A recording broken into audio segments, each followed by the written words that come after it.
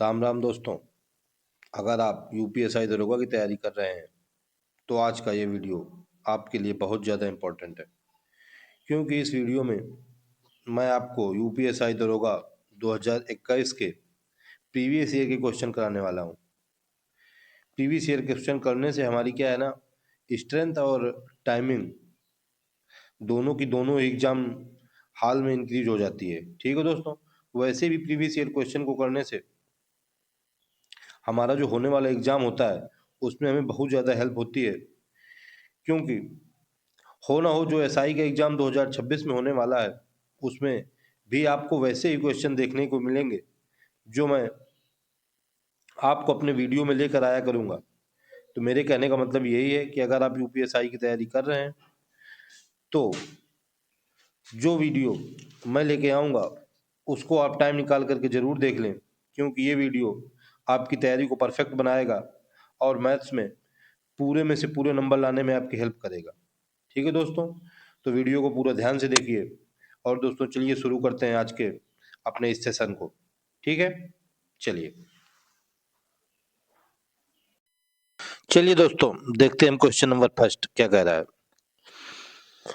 कह रहा है एक स्कूल में मैकेनिकल विभाग के A1, A2 और B1 विभाग में छात्रों की संख्या क्रमशः 72, 96 और 144 है। प्रत्येक कक्षा में छात्रों की संख्या ज्यादा होने के कारण प्रधानाचार्य कमरों की संख्या बढ़ाना चाहते हैं। कमरे की कितनी न्यूनतम संख्या आवश्यक होगी यदि हर कमरे में बैठे हुए छात्रों की संख्या समान हो और प्रत्येक कमरे में केवल एक ही अनुभाग के छात्र होने चाहिए। ठीक है,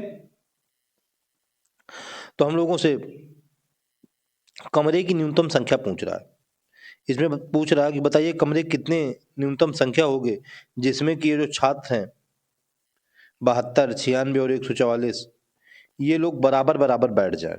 ठीक है, हर कमरे में बैठे हुए छात्रों की संख्या समान है। तो आप लोग इसको देखिए, इसमें हमसे पूछ रहा है कि प्रत्येक छात्र मतलब प्रत्येक कमरे में बैठे हुए छात्रों की संख्या बराबर है।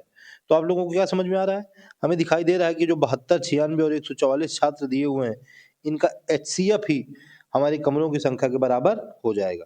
तो सबसे पहले हम लोग क्या करेंगे, 72, 96 और 144 का एचसीएफ निकाल लेंगे। तो हम 72 का एचसीएफ क्या होता है, 72 72 का एचसीएफ हो जाएगा 24 गुणे 3। ठीक है, 96 96 का क्या हो जाएगा, 96 का हो जाएगा 24 गुणे 4। उसके बाद 144, 144 का क्या हो जाएगा, 144 का हो जाएगा 24 गुणे 6। ठीक है, तो ये हमारा एचसीएफ निकल के आ गया। क्या निकल के आ गया, एचसीएफ इज इक्वल टू निकल के आ गया 6, सॉरी एचसीएफ निकल के आ गया 24। एचसीएफ इज इक्वल टू निकल के आ गया, क्या निकल के आ गया हमारा एचसीएफ निकल के आ गया 24। ठीक है, एचसीएफ निकल के आ गया 24। ठीक है, एचसीएफ हमारा निकल के आ गया 24। तो हमसे पूछ रहा है कि बताइए कमरों की संख्या कितनी होगी। तो ये जो हमारे कमरों की संख्या दी हुई है ये 3, 4 प्लस 6, इसको हम ऐड कर देंगे, कमरों की संख्या निकल के आ जाएगी 3 प्लस 4 प्लस 6 बराबर कितनी निकल के आ जाएगी 13। ठीक है, कौन सा, ऑप्शन नंबर सी हमारा जो कि करेक्ट हो जाएगा। ऑप्शन नंबर सी क्या हो जाएगा, करेक्ट हो जाएगा। ठीक है, तो हमें क्या करना है, हमें 72, 96 और 144 का एचसीएफ निकाल लेना है। एचसीएफ हमारा निकल के आ जाएगा 24, क्योंकि हर एक कमरे में स्टूडेंट की संख्या बराबर है इसलिए 24 के 3 कमरे, 24 के 4 कमरे, 24 के 6 कमरे, 3, 4, 7, 7, 6, 13 कमरे, 13, 13 हमारा आंसर हो जाएगा। ठीक है दोस्तों, चलिए देख लीजिए आप लोग।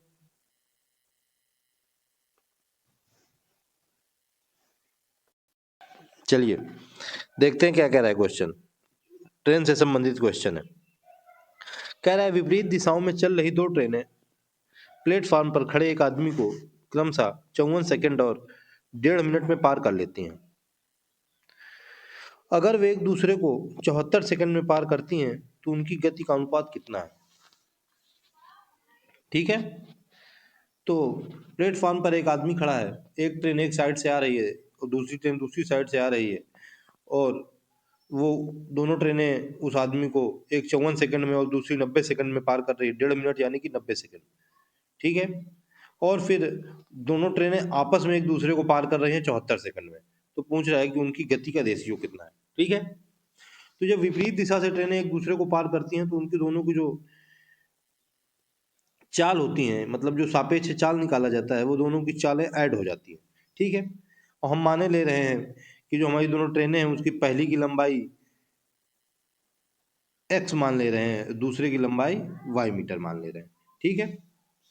चलिए हम इसको सॉल्व कर ले रहे हैं कि हमारा क्वेश्चन सॉल्व कैसे हो रहा है, हम इसको देख ले रहे हैं। ठीक है। चलिए हम सॉल्व कर ले रहे हैं, देखते हैं अपने क्वेश्चन को हमारा क्या कह रहा है। तो हम निकालेंगे सापेक्ष चाल। सापेक्ष चाल क्या निकल के आ जाएगी, क्या निकालेंगे, दोनों ट्रेनों की सापेक्ष चाल। सापेक्ष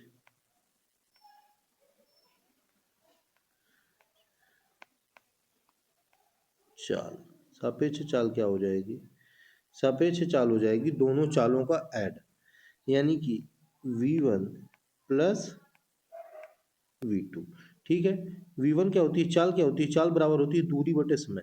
दूरी हमने मान ली है पहले ट्रेन की लंबाई x, समय समय दिया हुआ है हमें 54 सेकंड। दूसरी दूसरी दूसरी की हमने मानी थी y अपान 1.5 मिनट यानी कि 90 सेकंड। ठीक है। अब हम जब इसको और सॉल्व करेंगे, जब हम लोग इसको और सॉल्व करेंगे तो हमारा क्या निकल के आ जाएगा, हमारा निकल के आएगा एलसीएम आ जाएगा 270। ठीक है। 270 54 में 5 बार जाएगा तो यह आ जाएगा 5x प्लस ये 970 का 90 में तो ये 3 बार जाएगा तो यह जाएगा 3y। ठीक है। तो हमारी ये सापेक्ष चाल निकल के आ गई, 5x plus 3y is equal to 270। ठीक है। क्या निकल के आ गई, 5x plus 3y is equal to 270। अब हमें प्रश्न प्रश्न में कह रहा है कि वो दोनों ट्रेनें एक दूसरे को 74 सेकंड में पार करती हैं। ठीक है। क्या करती हैं, वो दोनों ट्रेनें एक दूसरे को 74 सेकंड में पार कर ले रही हैं। तो जब वो ट्रेनें दोनों ट्रेनें एक दूसरे को 74 सेकंड में पार करती हैं तो अब हम 74 सेकंड में पार करती हैं तो समय बराबर होता है 74 बराबर समय बराबर दूरी बटे चाल। दूरी दूरी यानी कि दोनों की लंबाई x प्लस वाई बटे चाल। चाल हमने अभी निकाल ली है 5x प्लस का 3y अपान 270। ठीक है। हम इसको सॉल्व करेंगे तो यहाँ से हमारा x और y का रेशियो निकल के आ जाएगा। तो x और y का हमारा रेशियो क्या निकल के आएगा, x और y का रेशियो निकल के आ जाएगा 12/25। क्या निकल के आ गया, x और y का रेशियो निकल के आ गया 12/25। कितना निकल के आ गया x और y का रेशियो, 12/25। ठीक है। अब हमसे पूछ रहा है कि उनकी गति का अनुपात कितना है। गति हमने पता है कि ये है अनुपात 5x प्लस 3y अपन 270। ठीक है। तो हम गति का अनुपात निकाल लेंगे। गति का अनुपात कितना हो जाएगा हम निकाल लेंगे, इसलिए उनकी गति का अनुपात क्या, गति का अनुपात, गति का अनुपात बराबर, गति का अनुपात कितना हो जाएगा, v1 अपान v2। ठीक है। v1 क्या था, v1 था x अपान 54 अपान v2 क्या था, v2 था y अपान 90। ठीक है। इसको सॉल्व करेंगे तो हमारे निकल के आ जाएगा 90/54 गुणे 12/25। ठीक है। और सॉल्व करेंगे, जब और सॉल्व करेंगे तो निकल के आ जाएगा v1 अपान v2 यानी कि ये निकल के आ जाएगा 4/5। यही हमारा आंसर हो जाएगा 4/5। ठीक है। देख लीजिए 4/5 हमारा आंसर निकल के आ जाएगा। ठीक है। कौन सा ऑप्शन सही हो जाएगा, option number option number B हमारा बिल्कुल करेक्ट हो जाएगा। देख लीजिए आप लोग।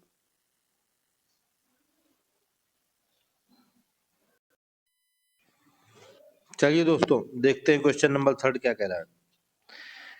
कह रहा है कि यदि 10 नलिकाओं का लागत मूल्य 5 नलिकाओं के विक्रय मूल्य के बराबर है तो इस लेन देन में लाभ परसेंटेज ज्ञात कीजिए। ठीक है, ये दोस्तों प्रीवियस ईयर एसआई में आए हुए क्वेश्चन है जो कि 2021 में हमारी परीक्षा हुई थी, उसी में सब आए हुए क्वेश्चन है। ठीक है, तो आप लोग इन क्वेश्चनों को जरा अच्छे से देखिए। क्या कह रहा है, 10 नलिकाओं का लागत मूल्य। लागत मूल्य का मतलब यही है कि खरीदा गया मूल्य, यानी कि क्रय मूल्य, यानी कि सीपी।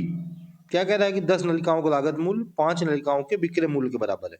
ठीक है, चलिए तो इस लेन देन में लाभ परसेंटेज ज्ञात कीजिए। चलिए अब हम लोग निकाल लेते हैं। हमें क्या करना है कि 10 सीपी बराबर 5 एसपी हमको दिया हुआ है और हमें लाभ परसेंटेज निकालना है। क्या दिया हुआ है हमें? हमें दिया हुआ है 10 सीपी बराबर कितना दिया हुआ है? 5 एसपी।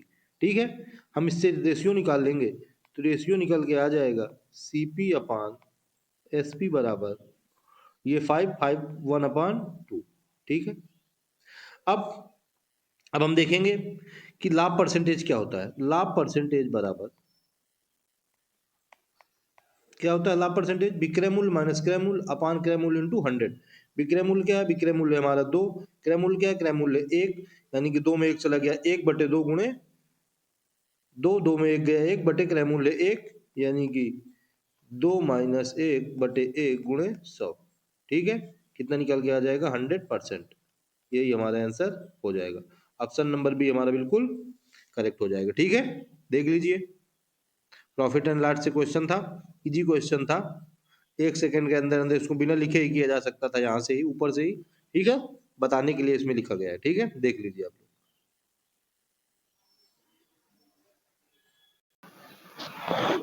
चलिए दोस्तों देखते हैं क्वेश्चन नंबर 4 क्या कह रहा है। ये तो केवल मल्टीप्लाई का क्वेश्चन है, सॉल्व करने के लिए कह रहा है। कह रहा है 44.897 इंटू 45.0086 इंटू 101.111 का अनुमानित मान है। क्या कह रहा है? हमें केवल मल्टीप्लाई करना है। ठीक है, तो जो कोई जितनी जल्दी मल्टीप्लाई कर लेगा वही उसका अनुमानित मान पूछा है कि कितना इसका संभावित मान निकल के आएगा। चलिए हम इसको देख लेते हैं, थोड़ी हम इसको सॉल्व करेंगे, थोड़ी सॉल्व करके देख लेंगे कि क्या कह रहा है हमारा क्वेश्चन। ठीक है, चलिए सॉल्व करते हैं, देखते हैं क्या कहता है। 44.89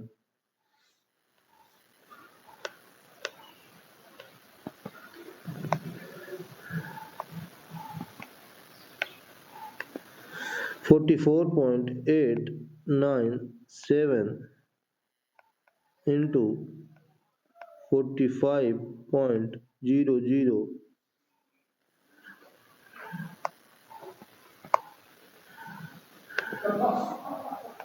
86 इंटू 101.111। ठीक है, पॉइंट हटा देंगे तो आ जाएगा 111। इसका भी पॉइंट हटा देंगे तो आ जाएगा 1 1 2 3 4। इसका भी पॉइंट हटा देंगे 1 1 2 3। ठीक है, बस हमको अब इसको सॉल्व कर लेना है तो हमारा निकल के आएगा। जो हम इसको सॉल्व करेंगे 204,320.16 क्या 16। तो हमारा ये अनुमानित क्या हो जाएगा? अनुमानित हमारा हो जाएगा 204,300। ठीक है, यही हमारा आंसर सही हो जाएगा। क्या हो जाएगा हमारा आंसर? ऑप्शन नंबर बी हमारा बिल्कुल करेक्ट हो जाएगा। ठीक है ना दोस्तों, कौन सा सही हो जाएगा? ऑप्शन नंबर बी हमारा बिल्कुल करेक्ट हो जाएगा। देख लीजिए आप लोग, इसको केवल हमें सॉल्व करना है और इसको हमें कुछ नहीं करना है। ठीक है, जो कोई जितनी जल्दी सॉल्व कर लेगा वही सबको नंबर मिलेगा इसका। ठीक है, चलिए देख लीजिए आप लोग। तो दोस्तों आज यूपीएससी दरोगा के लिए ये मेरा पहला वीडियो था, इसलिए आज केवल 4 ही क्वेश्चन हो पाए हैं क्योंकि ये वीडियो थोड़ा लंबा जा रहा था। तो इस वीडियो में दोस्तों इतना ही। अगर आपको आज के वीडियो हेल्पफुल लगा हो तो लाइक जरूर करें और ऐसे previous year based question math question के लिए चैनल को सब्सक्राइब करना बिल्कुल मत भूलिए। और हाँ दोस्तों, कमेंट में जरूर बताइए कि आपको कौन सा क्वेश्चन सबसे इजी या सबसे ट्रिकी लगा। मिलते हैं नेक्स्ट वीडियो में, तब तक के लिए जय हिंद, राम राम।